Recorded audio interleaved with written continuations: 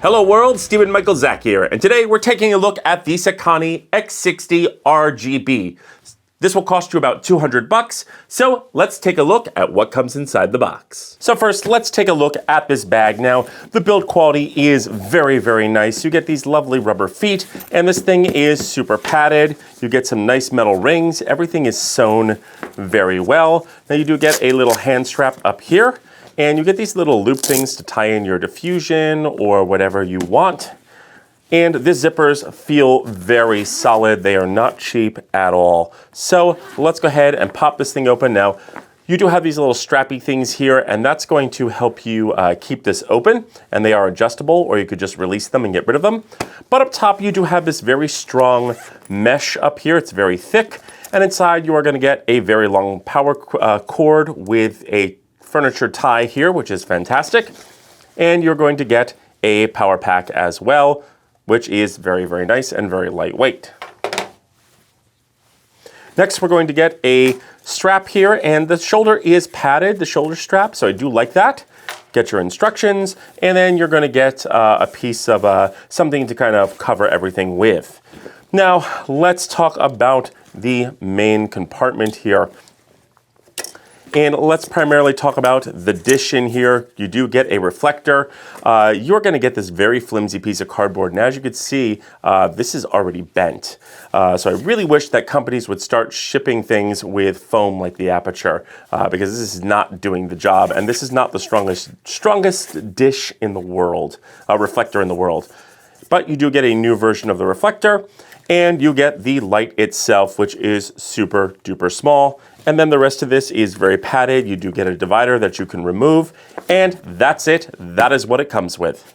Okay, so here we are, and I hope I am in focus. Now, first off, as you can see, this screen is awful. You can barely see it from any angle. It is a huge, huge disappointment. The other thing I don't like is the fact that this is very clicky and hard to get exactly where you want it. First off, let's take a look at the beam angle. As you can see, this is a very, very wide beam angle. The quality of light is pretty good. This is 15%. And we'll go up to, here's 50%, and this is 5,500 Kelvin. And then there is 100%. And again, as you can see, not really a big hot spot in the middle, pretty much next to none. So they did a good job with the distance between the Vmount and the dish. Now, let's take away the dish here if I can. This Vmount, again, is very difficult. And let's use the Aperture 100X dish and see if we can't narrow the field a little bit. And that actually seems to fit better. And as you can see, it did a little bit more. There's still no hot spot, so that's good. But it looks like it actually widened the beam rather than made it less. Let's throw the other one on here and find out. And it's about the same. So you are going to want to get something like a grid or something you could put in here to kind of squish down the beam, because it is very, very, very wide. Now, continuing on, now I know probably you're not going to be able to see the screen because it is pretty terrible, but let's go through the controls. Now, you do have these buttons here, these dials. The right one controls your brightness. This controls and the left one controls color temperature. It goes from 2,800 Kelvin, and I'll walk around this side, all the way up to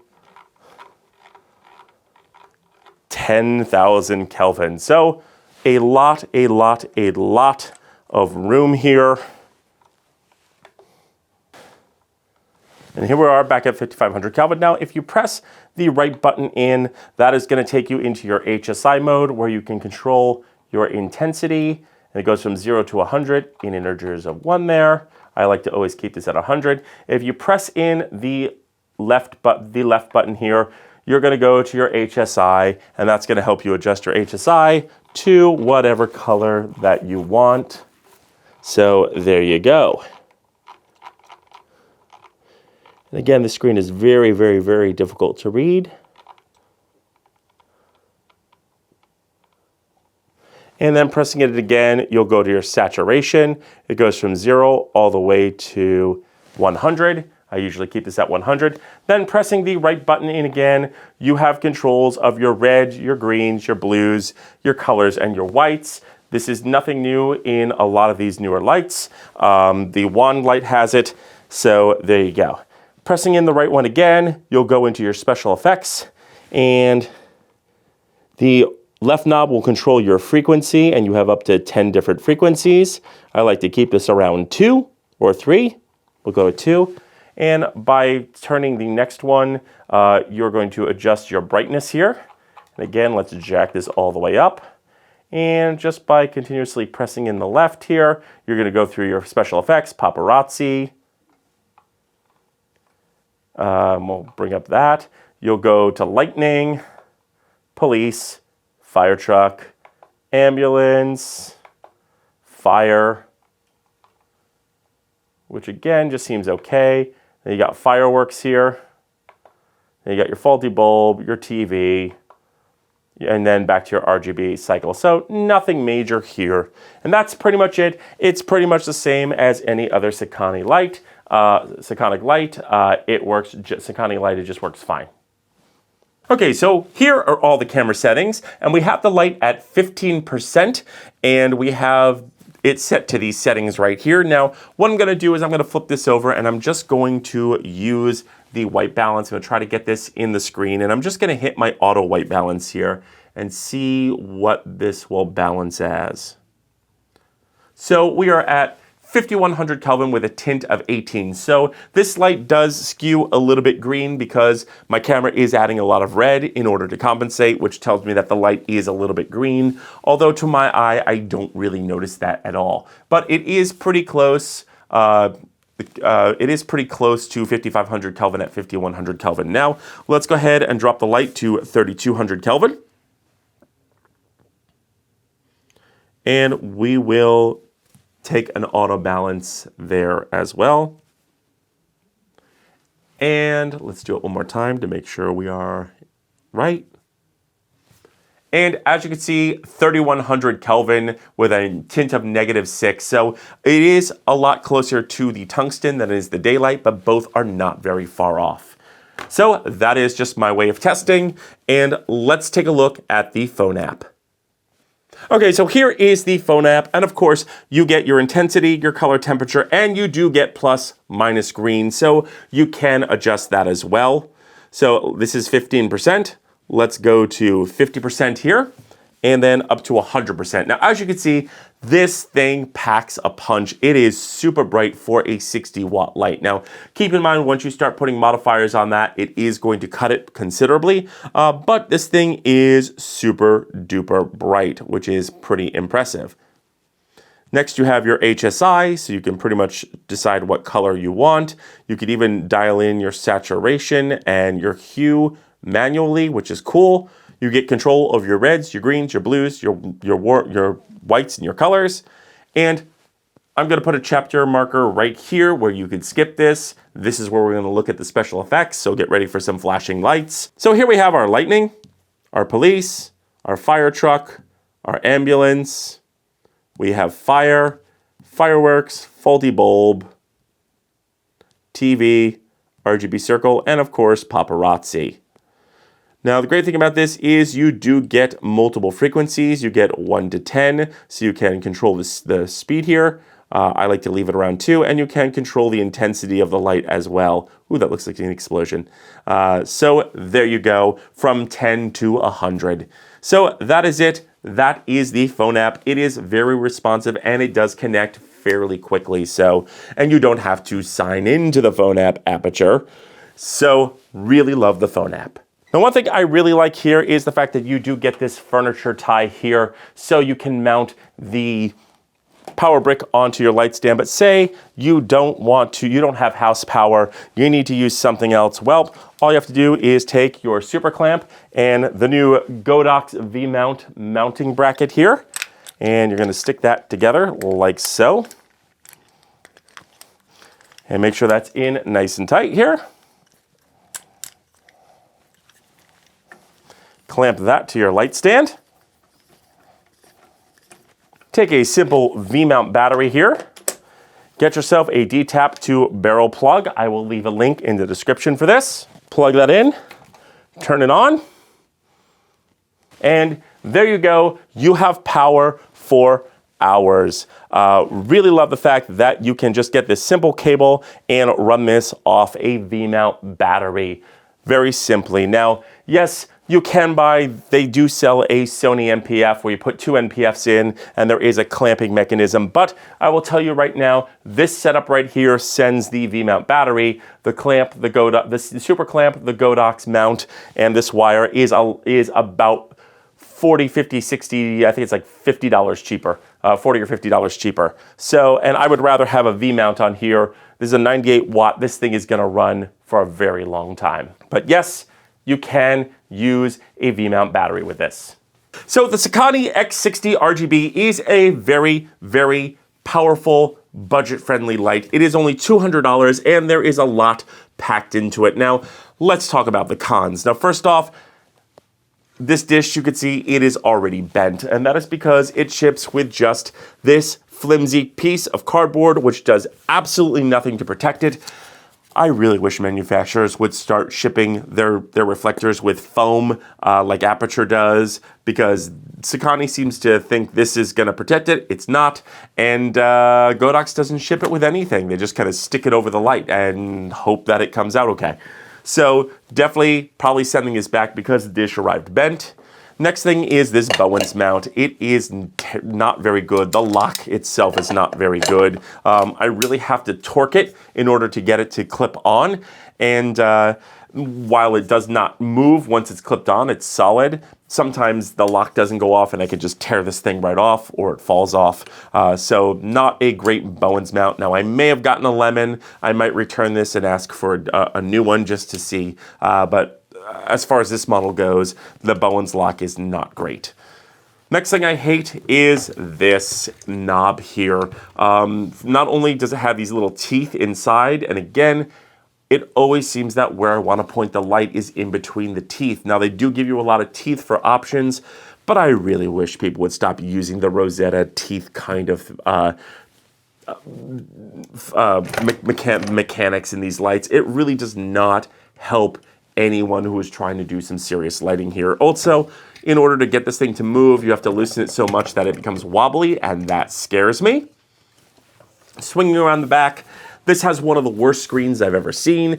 It is the same screen on the Sokani X25 wand lights, which I reviewed right there, and I would have paid $50 more for a better screen. So just know that you're probably going to want to use the phone app over looking at the back of the screen. This thing also takes a very long time to turn on. You have to hold the on button for quite some time. Of course, that's not a problem for me. I do have other lights that do take time, like the Pavel tubes, and of course the Luxley panels also do take some time to boot up, which is fine. And the special effects in this thing are usable, but not the best. Some of the more flashy ones work better, but if you want to use fire, I would definitely say the fire on this is very flashy, and it doesn't have that kind of smooth transition that you kind of need to sell the effect of fire. But the effects are usable, they're just not the best. Now, let's talk about what I really like about this light. Now, first off, you get a piece of plastic over the COB, over the cob here, so you can use this thing outside without having bugs burning onto your cob and ruining your light. And this thing, when it does lock, is rock solid. It's not going to rattle, so if you have to Hollywood this thing around, you're fine to do so. And you can really tell that all the money went into the build quality. This thing is solid metal. It's small, it's solid, it's got an absolutely beautiful case, which we reviewed at the top, which is very, very solid. I would have no qualms about throwing that case anywhere, and if I dropped this, I wouldn't have it, with the exception of the dish, would not worry about it. It is just rock solid. Everything works beautifully except the yoke, which I said. You do get an umbrella holder. And I would highly suggest that if you are going to use any kind of modifier, use an umbrella and get a kind of, they sell these back cloths. I'll leave everything in the links below. But I would use that to to take some weight off the yoke here. While you can use a modifier, I did put the Light Dome Mini 2 on here, but again, it drooped past teeth, so I had to kind of sort of set it and let it fall into position. So again, very hard to get in, and it also did not play nice with the mount. It was very difficult to get this on and off certain modifiers. So keep that in mind, that you may want to use Sokani only modifiers with this because it is very difficult to get other modifiers on and off. It doesn't really play nice. And no, you cannot use the Godox Bowens mount with this. Even though I removed the spill ring, it still does not fit. So adding a projector to this thing is completely out. Now, another thing is the wide beam angle. It is quite wide, so you may want to grab yourself a grid or grab some barn doors and put that over so you can kind of control the spill of light, because it is super, super lightweight.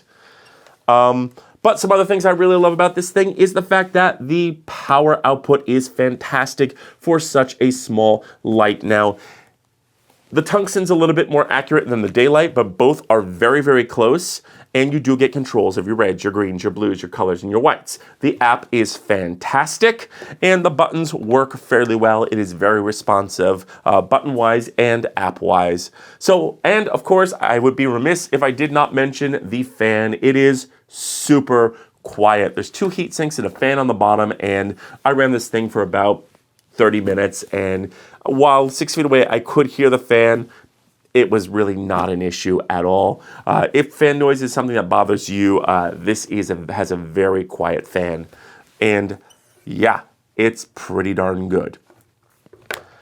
So let's talk about who this is for. If you're doing interviews, features, commercials, product, YouTube, Zoom, really anything, this is a fantastic light. Now, where this light shines is, yes, you can use it as a key light. Keep in mind, putting it behind a modifier is going to cut the power. But I would put this in the back of my set, maybe get some grids and turn on some colors and shoot it through some smoke in the background, maybe put it behind me to light the backdrop. This thing is, get a couple of these and line them up on a wall or put them up somewhere so they're all shining all over the place in different colors.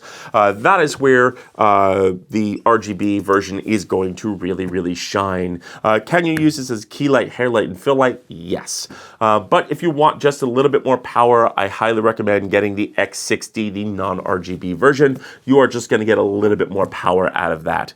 But all in all, I am very, very impressed, especially because you can use several different things to power this. You can use my kind of concoction here with the Vmount battery here, or you can even use a power bank. So that, to me, is fantastic. So those are my thoughts, but I want to know yours. So leave your questions and comments in the notes below. Also, don't forget to like, share, and subscribe. And don't forget to mash that bell button to be notified when we drop a brand new video. And feel free to use the links below, as it helps out the channel. I'm Stephen Michael Zach, and this is New to Me.